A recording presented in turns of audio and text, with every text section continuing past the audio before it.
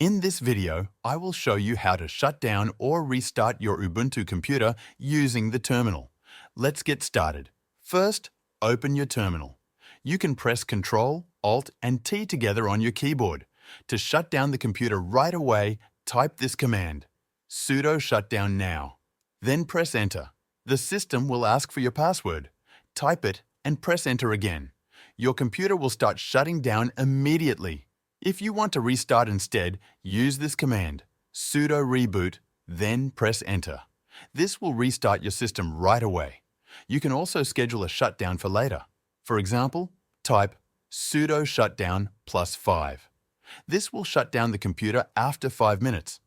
If you change your mind, you can cancel a scheduled shutdown by typing sudo shutdown-c then press Enter, and that's it.